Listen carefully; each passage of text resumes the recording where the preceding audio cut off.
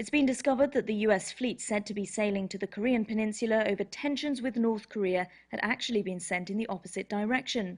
3 white men have been gunned down in California in what police are calling a racially motivated attack, and Facebook's CEO has said the company would do more to prevent tragedies like the killing of a man in Ohio that was posted on Facebook for 2 hours before it was taken down.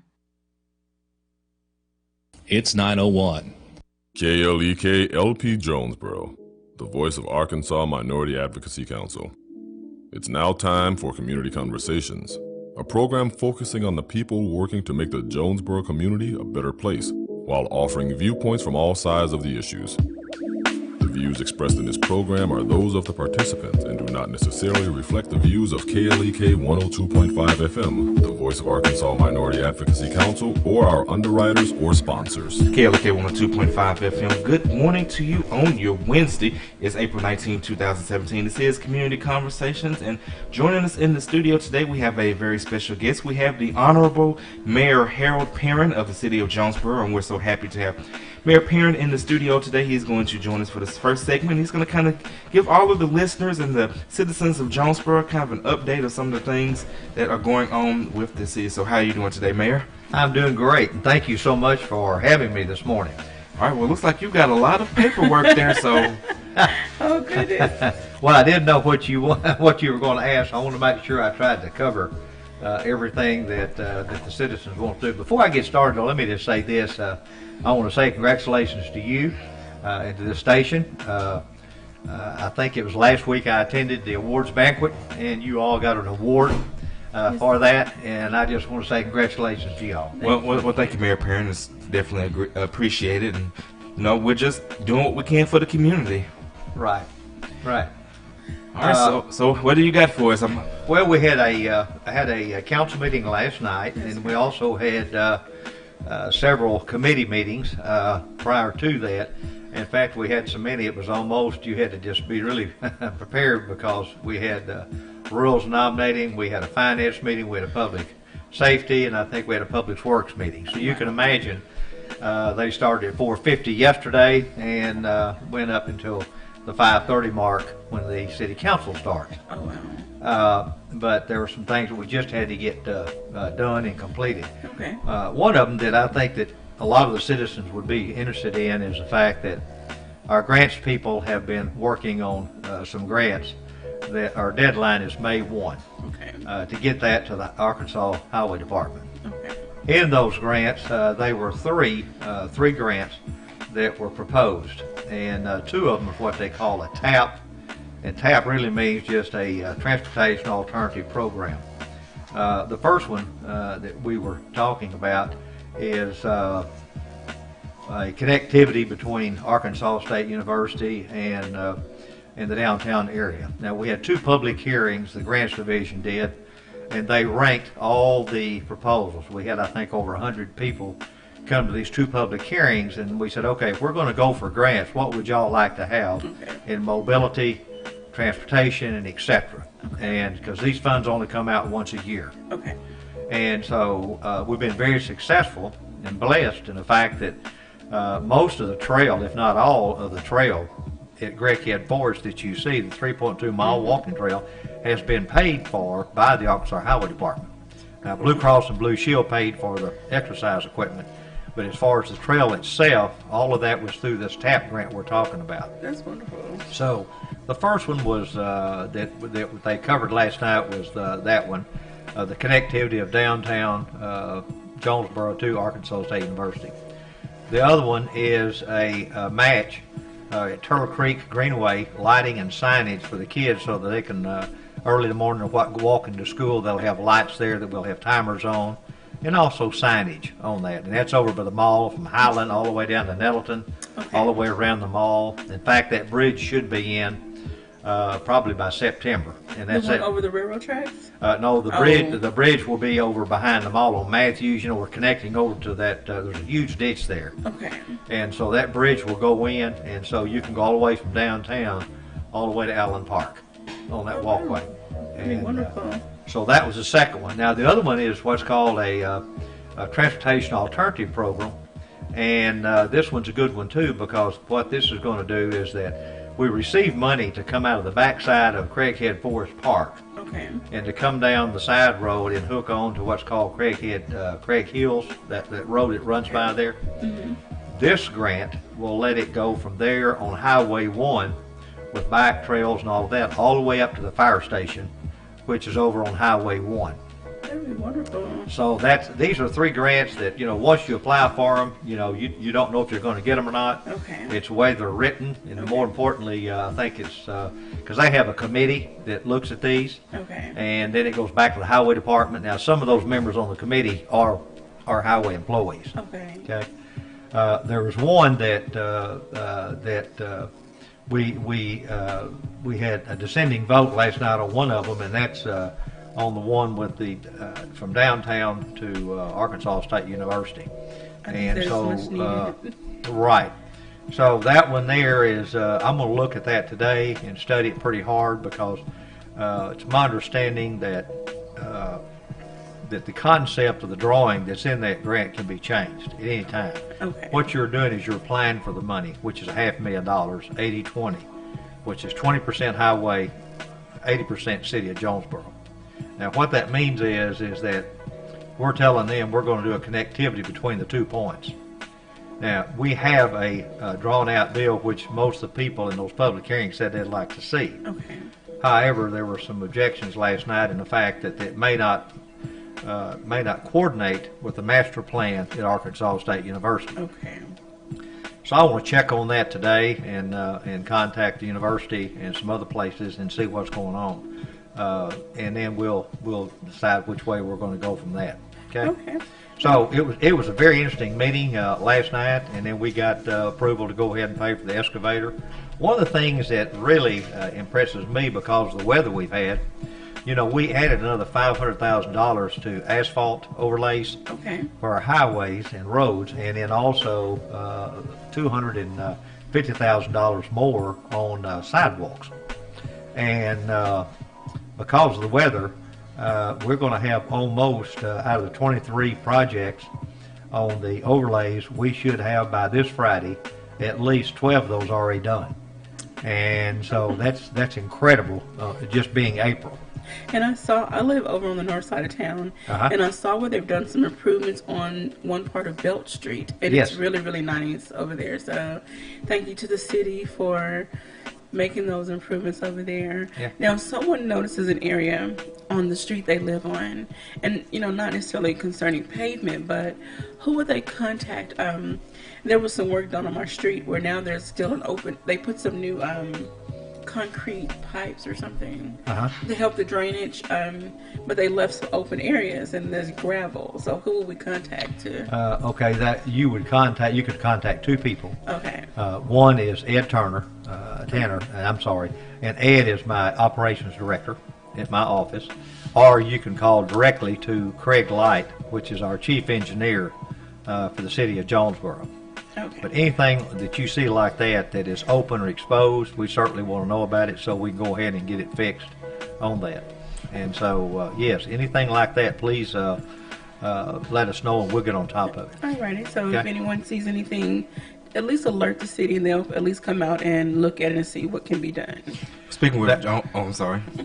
Speaking with Jonesboro Mayor Harold Perrin on KLEK 102.5 FM. If you have a question or a comment for Mayor Perrin, you can call us at 870-277-1080. Once again, the phone number is 870-277-1080. You can also post your comments and your questions on our Facebook live stream. Shout out to Helen Scott and David Carnes. And we have a couple Facebook comments. We have Donna Humble says good morning. D'Angelo Clark says morning everyone. And we'll go to the phones. KLEK. Yes, good morning. Good morning. I have a question posed to the mayor. Yes, sir, Mayor. I have a business. First, I'd like to say good morning. Okay, and caller, what's your name? My name's Tim Starks. Okay, how you doing, Mr. Starks? I'm doing good. Okay, and your question for the mayor? I own a business near the drainage ditch on Redwood Boulevard. My business was affected by the flood here about a year ago. And my question is what the city is doing about the drainage. I understand that we have a lot of drainage issues when it comes to flooding, but in that main area, several business was affected and had to reconstruct their business or rebuild their business due to the flood. And I noticed that the ditch has still not been dredged out. Okay. So I was wondering what we have I can as restate far as that. plans to fix that situation. All right, Mayor. What Mr. Starks is asking, he has a business. It's actually, I know the address because they're one of our sponsors. It's 2829 Red Wolf Boulevard. It's Starks Auto Plaza. And by the way, thank you for your support of KLEK. But what Mr. Starks is saying is that he's having some drainage issues by his business and that it's still an ongoing problem, and he wants to know what the city plans to do to address it. Okay. Well, first, what I'll do is that y'all know that I have, again, we have 28 department heads and a lot of things going on. So what I'll do today, and I've written it down, and I want to make sure I'm correct, it's 2829 Redwood. And if that's correct, then what I will do when I get back is visit with Ed Tanner, my operations director, and then we will call, and if he can text me on my cell phone, a cell number or something, we'll get back with him today. And we'll go out there and look at it. Okay, well, and Mr. Starks, I'll after we get off, after the segment is, I will provide you with the mayor's cell number so you can reach out to him. Okay, that sounds great, and I do appreciate you for your attention to detail, Mayor. And if you would give him my number as well. All right, we'll do, Mr. Starks. Thank you, and y'all have a great morning. All right, you Thank too. you. And again, the phone number is 870-277-1080. We have a question from Facebook. This is from Donna Humble. She says, with all of the construction going on in North Patrick, will there ever be sidewalks built in the Magnolia Road Patrick area?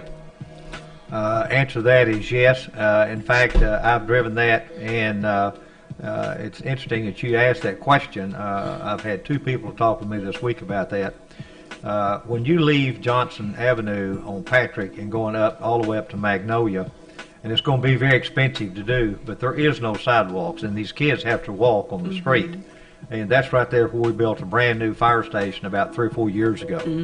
And so we should have the Patrick from Washington all the way up to, I can't think of the street, widened. That was a real big deal because we couldn't even get a school bus down through there. That should be done probably in the next 60 to 90 days. The sidewalk on Patrick you're talking about is going to take a lot of engineering, and I've asked Craig Light to go ahead and start on that so that we can get our cost figures and see how we're going to pay for it. But it is desperately needed. The other thing was the sidewalk, if you remember, from the alternative school going down the hill, and we had to dig that whole side out actually and put in a retaining wall because we had kids. The video showed me the kids in front of the bus. And so, but Patrick Street is very dangerous. We no question about that. Yes. And that was really in the Tiger grant that we applied for last year, that took the overpass over where the concrete company is and go over and hook on. And that would have been almost 2 to 3 lanes all the way out to Magnolia. Wow.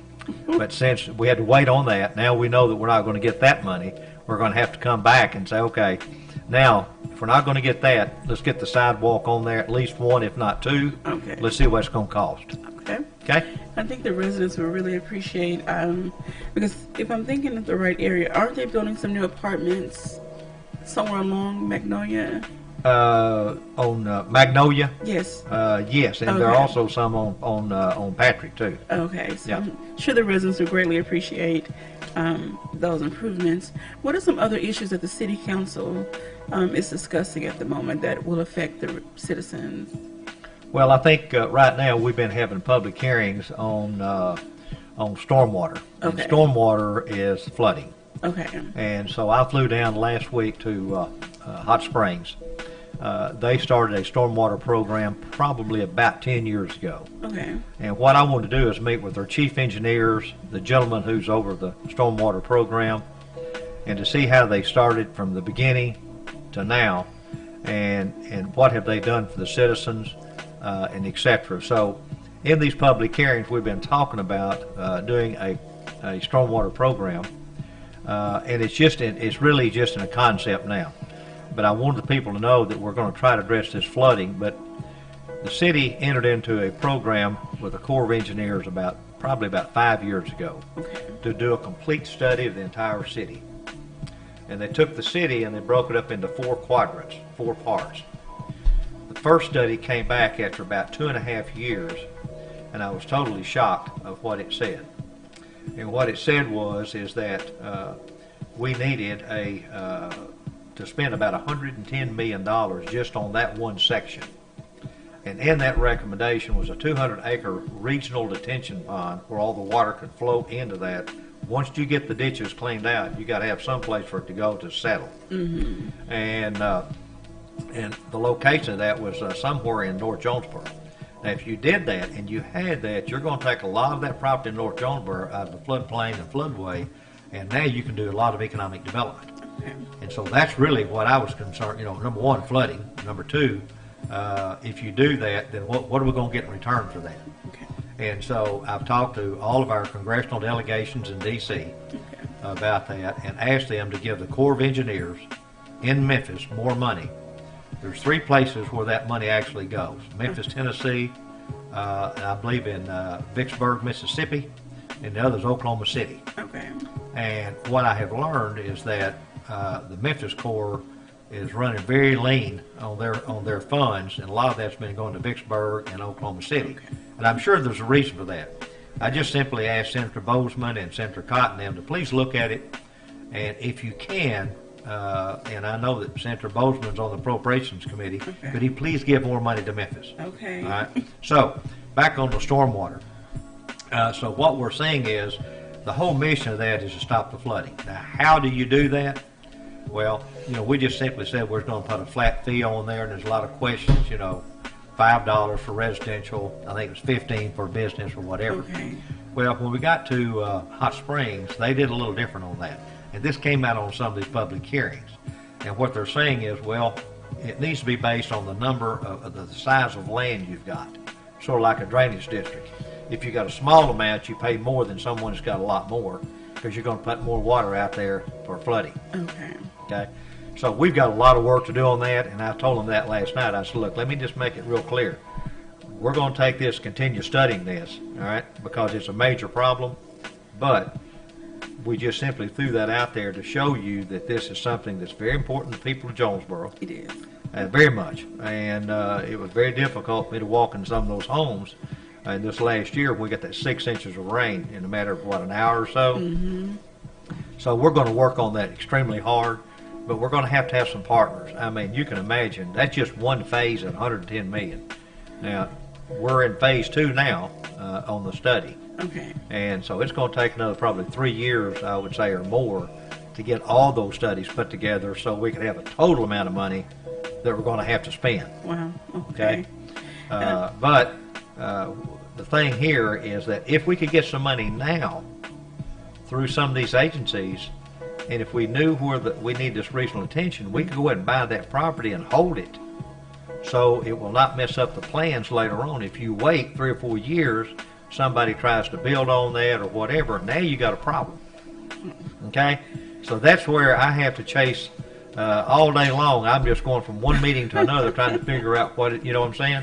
What's the best thing for the people of Jonesboro. But I really like public input because I work for y'all. Alrighty. And one thing I wanted to bring up, and this is something we could discuss later because I don't want us to run. Well, we got a 5-minute extension after this, so. But go ahead and ask your question. I want to get into the convention center thing. Okay. The bottom line, and definitely would like to get this on the agenda at a council meeting. During the election time, people talked about the jet system. They love it, but they would love to see some extension of services for jets. Preferably either extended hours in the evenings or Saturday and Sunday service, because we've also had some callers and listeners who said they would like to utilize the service so that they could get to church services as well. Even if it's even if it's shorter time on Saturday and Sunday, still some Saturday and Sunday options, and then maybe up to 7, 8, or 9 o'clock in the evenings. I understand. There's fees and there's money that you have to pay your drivers. You get federal funds that are allocated for how you operate the system. They're restricted. So I understand. There's a lot of nuts and bolts to this thing, but if we could at least get the conversation started on how to address. Well, that's interesting, the fact that, let me just say on the JET system, I keep saying JET, and they dropped that S and call it JET. But I had told the director to sit down with me and let's take a look at this, because I'm hearing a lot of, now this is the first time I've heard about Sunday, but I'm hearing a lot on Saturday because people work and they want to be able to get to work. Yes. So I've asked the grants people to go back and look on that 5307 money that we get. Can we extend that? If we do, can we get more money for that Saturday? Okay. I have no problem. I think one of the best things we ever done is put in that transfer station. Yes. I mean, that's incredible. And it's, and you know, and I know, ridership's going up 15% a year every year. And I utilize the paratransit, and so we come around that way. Right. And I could see people waiting for the buses, and then I have seen people park their cars and ride the bus. Yeah. So, I mean, people are utilizing the service. Absolutely. Now, also, I'll check on the Sunday on that. And I think what you're saying there is somewhere maybe a limited deal that if, in fact, people could have to go to church services, Just say like from you know, 8 say to- from 9 o'clock until 2, something of that nature, that would take care of Sunday school and church and then get back home. Yes, sir. So we'll look at that at the same I time. would use it Saturday. I would use it Sunday through Well, Saturday. it would definitely help because Kabila uses the paratransit to get here to KLEK every day, and if it was available on weekends, you know, it would allow her to, you know, even do more work here. The paratransit, let me make a note of that because I'm making a note on these anyway, okay? So paratransit, I'll take, okay. I'll add that to Kimberly's list to look at, as well as our chief financial officer. Okay. All right, well, Mayor, unfortunately we're winding down. So one thing I did want to get into that's been in the news is the situation with the convention centers. And ever since your very first term, this is now your third term, that a convention center is something that you have pushed very hard for. Where recently in the news, the I believe it's the Keller project, the one that's out on 555, they've reached a snag somewhere, and the A&P Commission has demanded that some money that was issued to them be refunded because of lack of progress, and you can kind of educate more on the details. And also the ASU project, there's a sign out there, but you know, you drive out there, you don't see much work going on. So what is the status of the convention centers? Is there going to eventually be some convention center built in Jonesboro, and if so, which one, or both? Okay. Let's start with the first one on Arkansas State University. Our people about 2 to 3 weeks ago received the complete plans for our review to get a building permit on the Tim O'Reilly Convention Center that will be located at Arkansas State University on the old track, which is between the baseball field and I can't think of that street that runs by there, but it's right off of Red Wolf.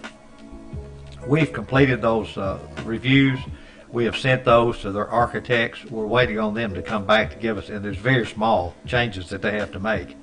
Once those changes are done, then we'll send those back to their architects and to Mr. O'Reilly, and then it'll be up to them. They come in, they get a permit, and they go to work. And I would say they could do that probably in the next, I'm going to say, week or two. And because I think, as my understanding, they want to get started in at least end of April, if not the 1st of May. Okay. Now, that's going to be about a 200, I believe it's a 202 or 203, I believe that's right, embassy suites. I think it's called the mini embassy suites, a 40,000 square foot meeting and convention center space, and a Houlihan's restaurant, which would be all under one roof. The one on I-555, which is Mr. Keller, has been slowed down, and they chose to go what they call a equity position funding rather than going through a conventional funding, where you and I would go to the bank and say, I want to borrow X, and you take off. Okay. So when you start dealing with equity funds and people like that, you have to get all your people together and make sure that they're in the project, they have the funds to put in the project. In this case, this one started a little early, and where you and I saw a lot of dirt being moved, we saw some concrete being put in, and etc. Then we also saw where there were some liens that had been filed against this corporation to protect the subcontractors that did a lot of the work out there. I have talked to Mr. Keller on the phone, as well as Chris Keller, his son, and they assured me that they still have full intentions of going ahead and doing that. All right, Now, we're gonna have to stop right there because I want to give you. We got about 45 seconds, Mayor. So, any final comments that you want to let the listeners know about anything going on with the city? well, right now the city's been blessed. Again, I spoke yesterday and flew up to Fayetteville, and I was a guest speaker at the annual meeting of the Arkansas Highway and Transportation Planning Deal. As y'all know, we got $90 million. We're going to do a lot of work on construction on these highways and stuff. So just bear with us, and it takes time to do a lot of these things. And I come from the private sector, and I could do things much quicker, but in government you got to take all these steps before you get it done. Yes, So sir. again, really enjoy serving as mayor. I love serving people. Also, by the way, let me just say this. The homeless on this hub is absolutely incredible.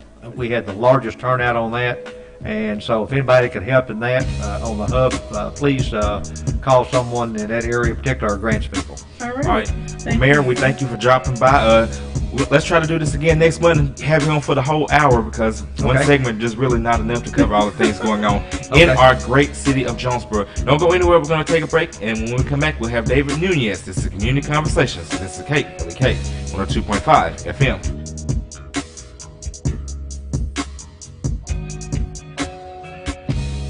You're listening to Community Conversations on KLEK 102.5 FM. We'll be right back.